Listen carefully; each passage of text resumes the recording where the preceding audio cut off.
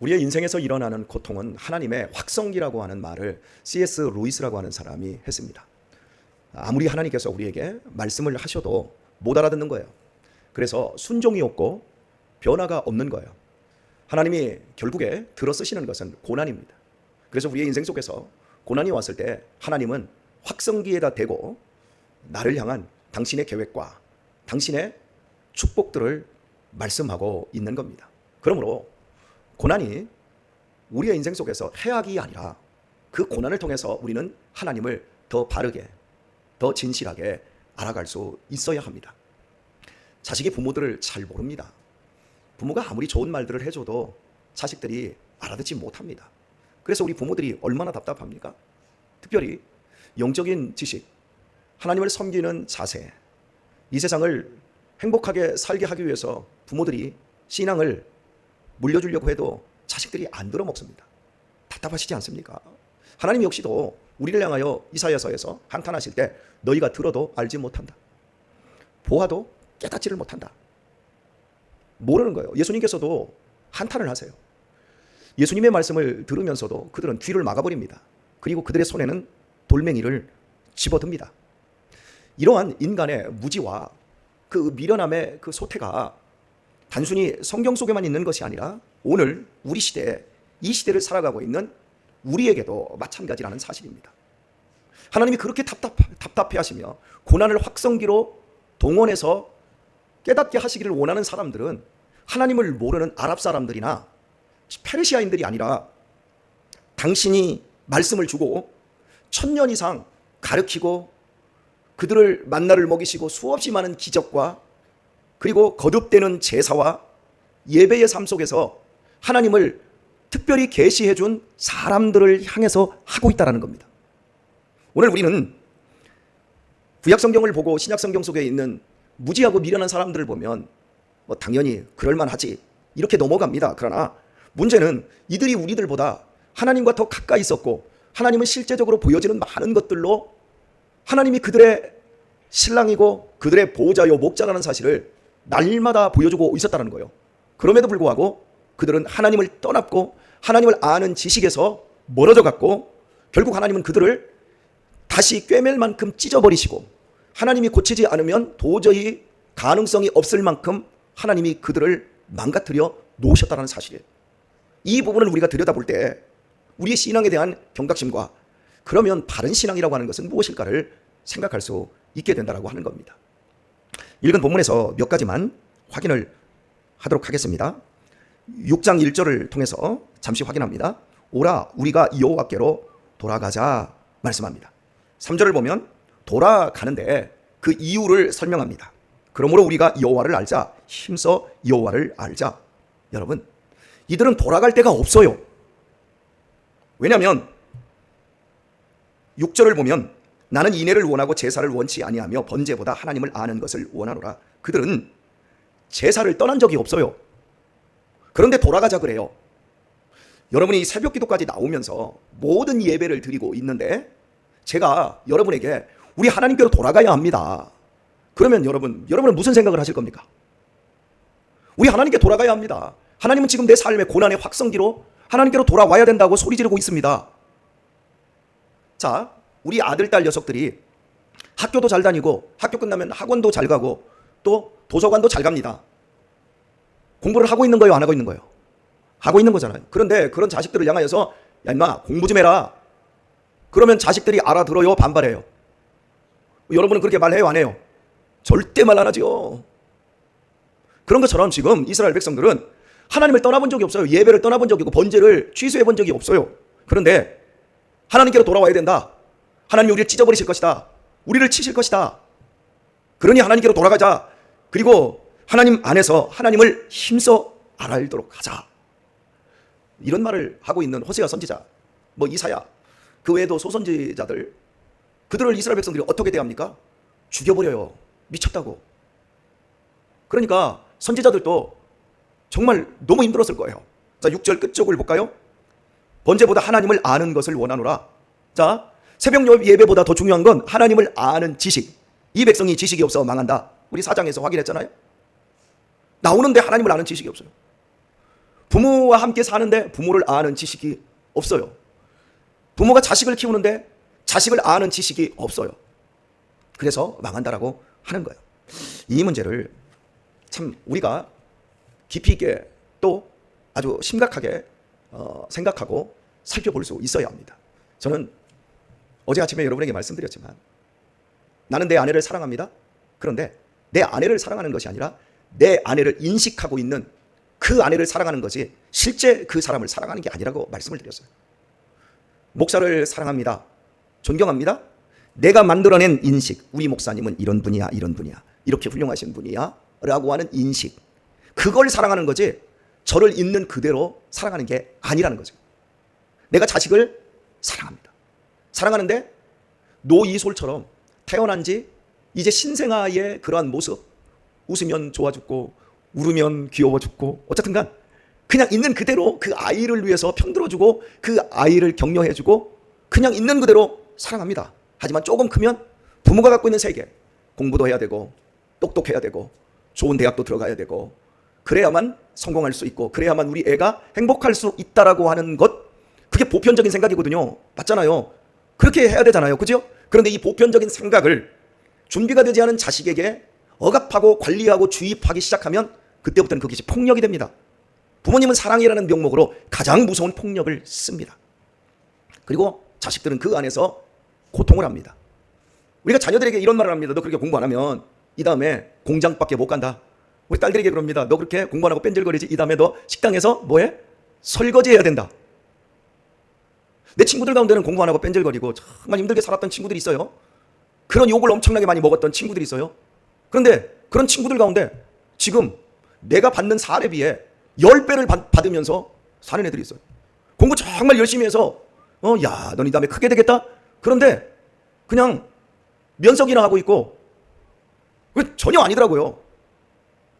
야, 너 사람 되겠냐? 야, 너는 인간 말종이다. 참 이렇게 욕을 먹었던 사람은 목사가 되어 있어요. 그런데 우리는요, 자식들이 어려서 공부를 안 하면 자녀들에게 너 설거지나 하고 너 이거 공장 간다 그럽니다. 자식을 믿어주는 거예요, 안 믿어주는 거예요? 안 믿어주는 거잖아. 그럼 여러분 보세요. 놀라운 사실은 내가 자식을 안 믿어주면 자식도 부모를 안 믿습니다.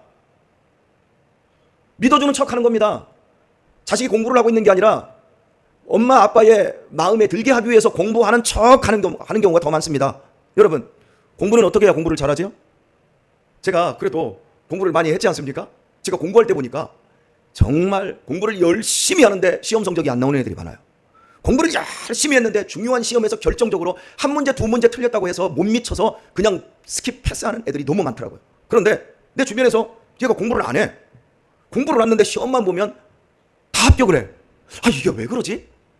그러면 여러분, 공부하는 폼만 겁나게 잡는 애들이 있고요, 공부를 안 넣은 것 같은데 진짜 공부를 잘하는 애들이 있어요. 그 차이가 뭔 줄 아세요? 공부를 잘하는 애들은 항상 책을 끼고 다니고 도서관에 다니고 항상 공부하는 시간이 막 4시간, 5시간 이렇게 공부를 해요. 그거 훌륭한 거예요. 그런데 단점이 하나가 있어요. 그런 애들은 4시간, 5시간 공부를 해야 될 시간이 주어지고 환경이 주어졌을 때 공부를 해요. 나머지 시간들은 공부를 도전을 못해요. 공부라고 생각을 하지 못해요. 그러니까 교회도 안 나와요. 열심히 공부해요. 무슨 시험만 앞두면 교회는 그냥 스킵 제껴둬요. 그리고 도서관에서 살고요, 학원에서 살아요. 근데 나중에 보면 서울대 못 가. 나중에 보면 그냥 지방에 있어. 나중에 보면 그 중요한 시험에 떨어져 있어. 그런데 어떤 친구들은 주일날에 열심히 교회 와요. 공부할 시간이 없어. 공부 안 하는 것 같아. 그런데 중요한 시험 보면 다 합격하고 서울권에 있는 학교로 진학을 하더란 말이에요. 여러분, 그 차이가 뭐라고 생각하세요? 공부는요, 시간의 문제가 아니라 농밀함의 문제예요. 정말 공부 잘하는 사람들은요, 짜투리 시간을 잘 써요. 큰 시간도 공부를 잘하지만 짜투리 시간, 예를 들어서 제가 공부할 때 저는 제가 신학교 다니던 시절에 엄태경 장로님 밑에서 낮에 일하고 밤에 공부를 했습니다. 그때 숙제할 시간도 없고 공부할 시간도 없는 거예요. 일하고 오후 4시까지 일하고 신학교까지 이동해서 2시간 동안 이동해서 막 버스 타고 완전 녹초가 돼요. 그리고 6시부터 10시 반까지 공부하고 집에 돌아오면 12시 다 돼요. 그러면 그 시간에 숙제를 해야 돼요. 그럼 2시 정도, 2시 반, 3시 넘을 때가 허다해요. 그리고 다음날 또 7시에 나와서 출근이 8시였나요? 어쩌다 빨랐던 것 같은데 출근을 해야 돼요. 이런 생활을 반복을 하는데 공부를 어디서 해야 돼요? 수업 시간에만 공부 잘 들으면 되나요? 아니요. 버스 오고 가면서 자전거 타고 오고 가면서 걸어가면서 그 중간중간에 썸머리 한 걸 들여다보는 거예요. 그 시간에 공부한 게 다 들어가는 거예요. 그러다가 여러분 시간이 그렇게 짜투리 시간들을 농밀하게 이렇게 사용하다가 그 시간이 4시간, 5시간이 한번 주어지잖아요. 그럼 그 시간에 공부 한 달치 다 해버려요. 저는 그렇게 해서 공부해서 장학금 받았어요. 그런데요, 이 짜투리 시간을 쓰지 못한 애들은 시간이 4시간, 3시간, 2시간 확보가 안 되면 그냥 10분, 20분 걸어다니는 그 시간은 공부한다는 생각을 못 하는 거예요. 자, 무슨 얘기인지 지금 아셨죠? 공부라는 게 그런 거예요. 우리가 이 새벽 기도에 나왔고 주일 예배 잘 드리고 우리가 봉사생활 잘하고 헌금생활 잘하는데 하나님을 아는 지식이 부족할 수 있어요. 우리들 마음을 들여다보면 알잖아요. 하나님은 인애를 원한대요. 인애는 헤세드예요. 이 말을 번역할 수, 다 담아낼 수 있는 이게 우리나라의 한 단어로는 안 돼요. 사랑, 불쌍히 여김, 긍휼히 여김, 받아주는 것, 격려하는 것, 모든 게 다 들어있어요. 그러니까 내가 넓은 사람이 돼야 돼요. 내가 큰 사람이 돼야 돼요. 내가 더 좋은 사람이 돼야 돼요. 내가 더 나은 사람이 되어야 돼요. 근데 제사는 열심히 드려. 봉사도 열심히 해. 헌금생활도 열심히 해. 그런데 사람이 안 커. 원래 그대로 있어. 그리고 강도만 세져. 강도만 세지면 우리 내면 세계가 어떻게 변하는 줄 아세요? 난폭해집니다. 포악해집니다.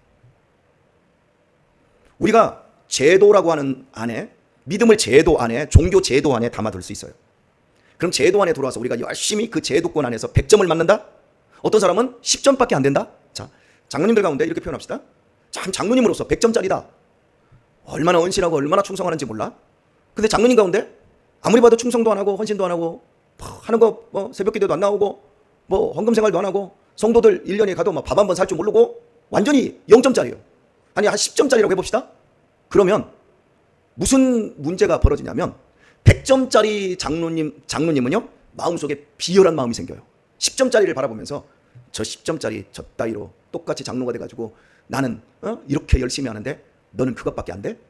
너 그러다가 하나님한테 고난의 확성기가 한번 들리는 날이 온다. 이 생각을 한다니까요. 이게 비열해지는 거예요. 이게 난폭해지는 거예요. 그리고 말을 함부로 해요. 나는 100점짜리니까. 나는 잘하니까. 함부로 막 소리 지르고 내가 하고 싶은 대로 막 내 주장을 펼칠 수 있어요. 그럼 10점짜리 장로님은 어떻죠? 비굴해져요. 나는 못하니까. 나는 못하니까. 그리고 100점짜리가 막 나를 소리 지르고 나한테 눈치 주잖아요. 그럼 그때부터 이 안에 감정이 좋지를 않아. 여러분 제가 쉬운 얘기를 한 거예요. 저도 경험하고 있는 거거든요. 우리 노예에서 이렇게 모여서 상비부를 조직을 해요. 그러면 목사님들이 다 상비부에 들어가서 이 노예를 섬기는 일들을 해야 돼요. 그러면 상비부에 부장을 뽑고 서기를 뽑고 또 회계를 뽑아야 돼요. 부장을 서로 안 하려고 해. 안는데 못한대. 여러분 노예에 오시는 목사님들이 교회에서 다 리더들이에요. 그리고 뽑혀서 오시는 장로님들 회계 다 하시는 분들이에요. 그런데 안는데 나는 못한대. 그러면 이 마음에서 막 성질이 나. 그럼 저는 예전에 그런 말을 자주 했어요. 노예에 와서 그렇게 봉사를 못하면 교회 가서 성도들한테 봉사하라고 어떻게 하냐고. 옳은 소리 빵빵 날려요. 그렇게 하니까 내 주변에 사람이 없어요. 옳은데 따뜻하지를 않은 거예요. 그 저는 되게 열심히 해요. 그냥 맡겨주면 네 알겠습니다 하고 상비 부장도 하고 서기도 하고 거침없이 우리 김동철 장로님도 회계를 앉는 때가 없는 것 같아요. 지금 노예에 나가신 지가 그한 30년 가까이 되는데 가서 모든 일을 다 맡으세요. 그냥 하라는 대로. 훌륭한 거죠. 근데 이렇게 훌륭한 사람들은 훌륭하지 않은 사람들을 보면 괘씸하게 생각하고 비열해지는 거죠. 제가 그 마음의 흐름을 깨달은 다음에 야 정말 내가 성장을 안 하고 있구나. 우리 교회에서도 빚어지는 문제 그건 우리 올 12월에 또 총회하고 하면 우리 교회 가장 핫한 조직이 우리 권사회 아닙니까? 권사회 회장 누가 할 거예요? 나는 못해요. 다 하지 마. 그런 사람 나중에 우울증 걸립니다. 왜 그런 줄 아세요? 여러분 누구나 두려워요. 책임을 지는 자리는 누구나 어려운 거예요. 부담스러운 거예요. 하지만 그 책임과 그 부담을 넘어서 그래 나도 이 정도 한번 해봐도 되겠지. 이것도 또 재밌을 수도 있겠네. 하나님이 도우십니다. 그런 사람들은요 우울증에 절대 안 빠져. 근데 난 그런 건 못해. 절대 못해. 난 뒤에서 서포트하는 것만 잘해. 우울증 걸려요. 누가 할 거예요? 고명자 권사님 하셨고 우리 김경성 권사님 2년째 하셨나? 3년째인가? 우리 고명자 권사님 아니 우리 김경성 권사님 3년째인가요? 2년째? 김경성 권사님 3년째 시키면 김경성 권사님 이만큼 입이 나와. 우리는 그런 존재라니까요. 그래서 우리에게 필요한 게 뭐냐면 내가 드리는 예배, 내가 정당하게 드리는 제사, 이런 모든 걸 통해서 내가 변해가고 있어요. 내가 자라나고 있어요. 일만 처리하면 안 되고 일만 많이 하면 안 되고 내가 그만큼 자라나서 예전에는 내가 회장을 할 수 있는 사람이 아니었고 예전에는 내가 100점짜리로 교회에서 봉사생활을 하면서도 이 마음이 비열해서 못하는 사람들을 쪼고 눈치 주는 그런 사람이었다면 이제는 그래 나도 한번 해봐야 되겠다. 그 자리가 얼마나 어려운지 그러면서 내가 거기에서 더 여유롭고 더 넉넉하고 더 따뜻하게 사람들을 섬길 때 이것이 덕이 되고 이것이 공동체의 유익이 되는 거예요. 그렇지 않으면 나중에 고난의 확성기가 하나님이 우리 안에서 준비된 것을 우리가 만나는 날이 옵니다. 오늘의 말씀을 맺도록 하죠. 우리가 하나님을 정말 얼마나 아는가?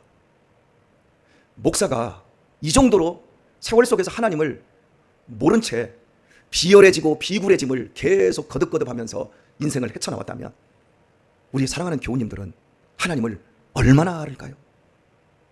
자기 식대로 하나님을 알고 있는 것은 아닌가요? 제가 주일에도 광고를 얼마나 정확하게 했는지 모릅니다. 1부 예배 때, 2부 예배 때 광고, 탄원서 광고를 정확하게 했어요. 그런데 몇 분이 목사님 탄원서는 어디 있어요? 제가 저 뒤에 하나 붙여놓고 밑에 거울에다 붙여놨다고 분명히 얘기했잖아요. 그런데 한 분뿐만 아니라 여러 명이 저한테 목사님 사인만 하라고 하지 탄원서는 어디 있어요? 제가 얘기 안 했나요? 여러분, 우리는 우리들도 모르게 내 식대로 설교를 듣고 내 식대로 생각에 사로잡혀서 그렇게 살아가고 있어요. 지금 이 시간에도 제가 여러분에게 드린 설교를 여러분은 지금 다 알아듣지 못해서요. 여러분을 무시해서 그러는 게 아니에요. 심리학적으로 사람이 내가 주장하는 것, 강연자가 주장하는 것을 30% 알아들으면 제일 많이 알아들은 거예요. 그래도 오늘 그것만큼은 꼭 알아들으세요. 100점짜리가 되면 비열해질 수 있구나. 조심해야 되겠다. 내가 10점짜리밖에 안 되면 정말 비굴해질 수 있겠구나. 그래서 공동체에 해악을 줄 수 있겠구나. 하나님이 우리에게 요구하는 건 새벽 기도도 아니고 주일 예배도 아니고 봉사도 아니고 하나님을 알아가는 지식입니다. 하나님을 알아가는 지식은 우리의 삶에 무엇으로 열매 맺습니까? 인애로 열매 맺습니다. 열매로 우리의 믿음의 진가를 하나님은 측정하십니다. 어떻습니까? 더 사랑하시겠습니까? 더 너그러워지시겠습니까? 더 따뜻해지시겠습니까? 안 돼요. 막상 어느 순간 딱 부딪히면 어떻게 그럴 수가 있냐? 거기로 나간다니까요. 그래서 우리에게 필요한 게 뭐예요? 고난의 확성기가 필요해요. 한번 찢어져 봐야 돼요. 한번 맞아 봐야 돼요. 그래야 예수님의 마음을 품은 것이 무엇인지 그때서야 알게 되어지고 그런 마음 속에 성령님이 오셔서 우리 마음을 다스리사 하나님의 놀라운 평강으로 어떤 경우에도 비굴과 비열함에 넘어지지 않는 그런 사람으로 하나님이 우리를 쓰십니다. 이 하루도 하나님께서 주시는 기쁨과 생명으로 하나님을 더욱더 알아가고 하나님과 동행하는 멋진 한 날 살아가실 수 있길 예수님의 이름으로 축원합니다.